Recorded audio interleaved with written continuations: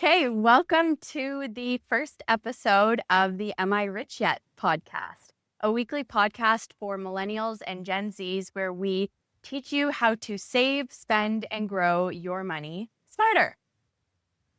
I'm Georgia, one of your co-hosts. I'm a Gen Z current MBA student and navigating my personal finances. I'm her dad, Rob, a recently retired financial advisor, and I'm here to help you make smarter decisions with your money. Welcome to Am I Rich Yet?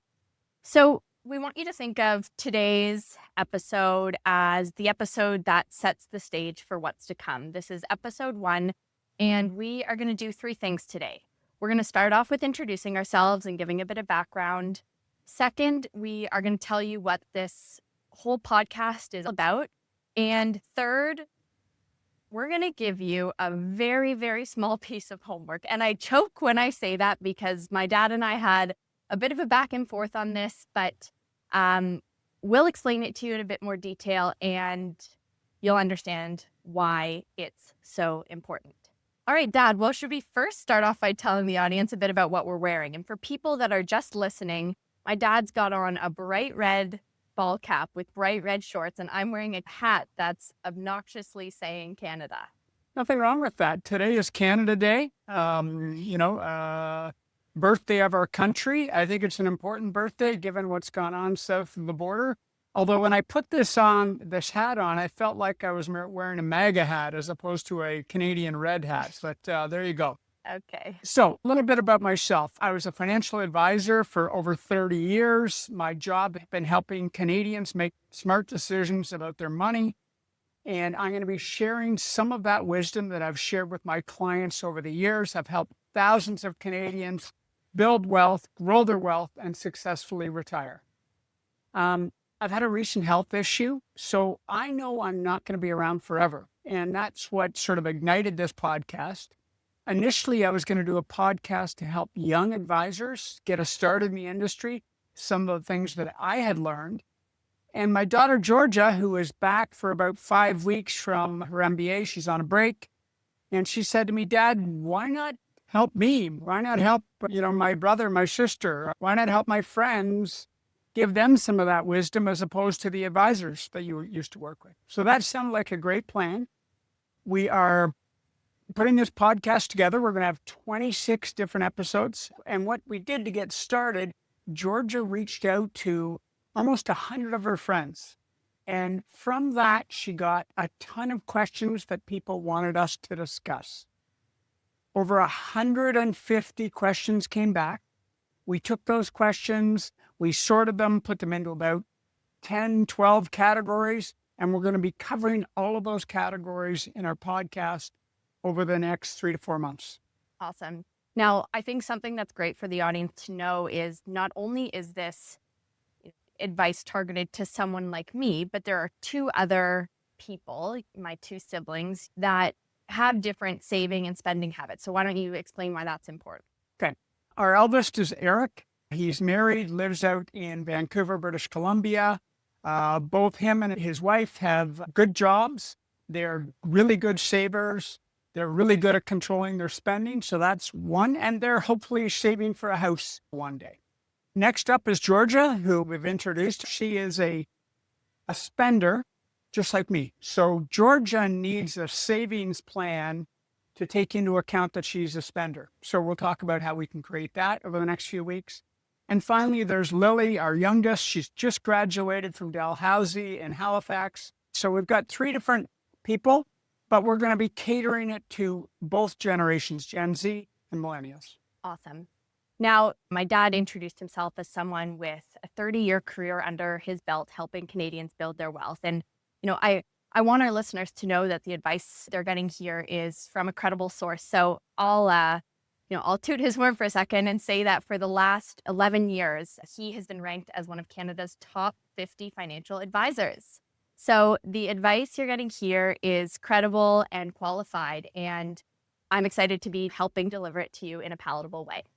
I've already introduced myself. I'm 26 years old, completing my MBA in Sydney, Australia, and I've got all the same questions that people in my generation and a generation above have. How much should I be saving? how and where do I start? How should I be navigating debt?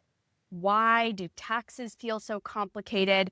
And these are going to be the things we're covering. So we're going to cover all the basics.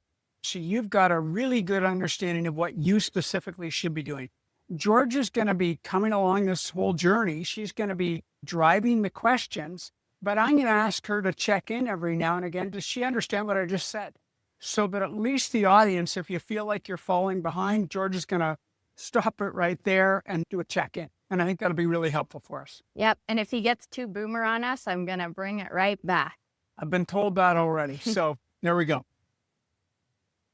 So from that overwhelming response of questions that we got from you guys, we grouped the questions into 12 main categories. So let's run through them. Okay. Number 1 and 2, goals and budgeting.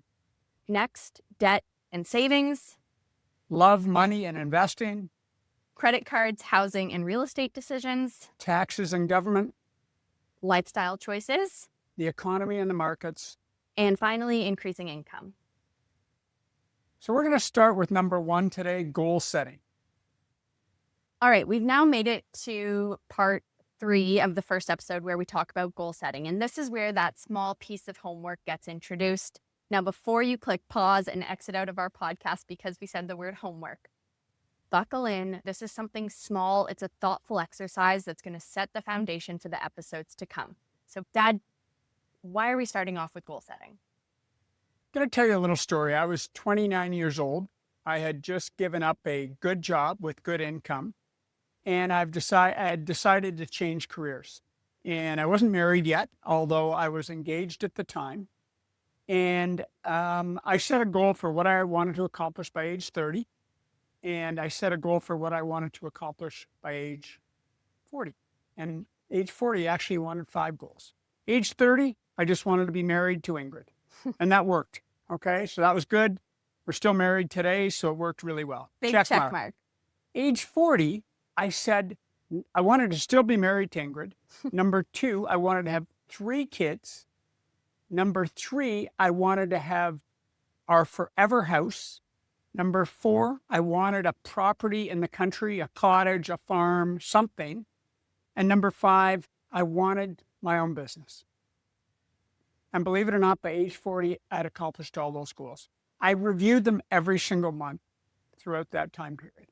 And believe it or not, they happened. So I've been reviewing goals with clients. I'm going to cover some of the main goals that people have. But Georgia, what is your biggest goal right now? So the first goal, the main goal that comes to mind, given that I'm completing a master's degree right now, I have some debt for the first time in my life. So yeah, that's weighing heavy on my shoulders, that post-graduation, I'm going to have some debt to pay off. You're looking a little nervous. How much debt do you have? Oh my God, what's a bad number? Okay, well. Any debt could be a bad number. Yeah, right? true. What have you got?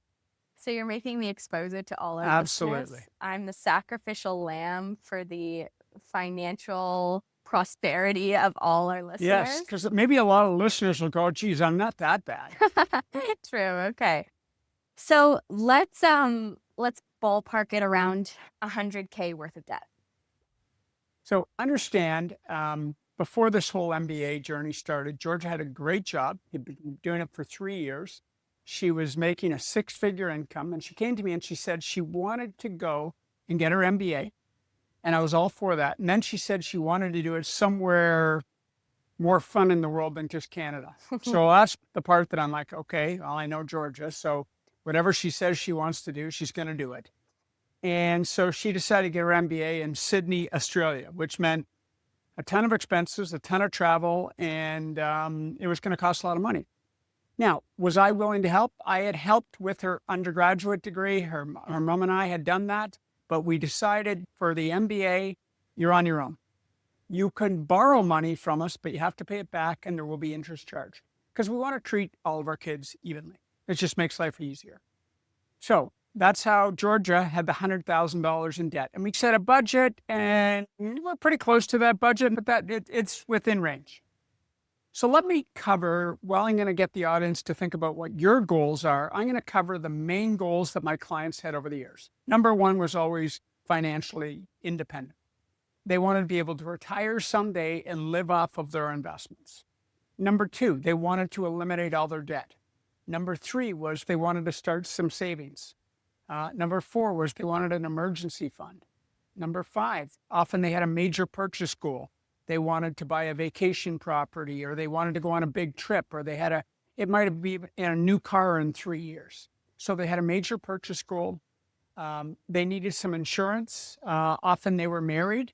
And so they needed to make sure that if they, something were to happen, that their family would have enough. Or if they were single, they wanted to make sure if they got injured or had a disability that they could cover that. Next up was they wanted a travel budget. A lot of my clients love traveling, much like you and I do. And finally, for those who had kids, they wanted to be saving for their kids' education. So based on all those things we just covered, George, do you want to expand your list of goals? Yeah. So I heard some things I liked in there. Some of them don't yet resonate with me. But the ones I would like to add, I definitely want to be saving while I'm paying off my debt. I want to make sure that I am saving up. And the emergency fund, I like the idea of an emergency fund, something to fall back on. And then a travel budget, because I'm at a stage in my life where I have the flexibility to travel, and that's important to me. So those would be my four main goals: debt, savings, emergency fund, and travel. So here's the next part of the homework. I want everyone to think about what are their major goals right now. And maybe you have one, like Georgia did initially, or maybe you've got 4 or 5. Write them down.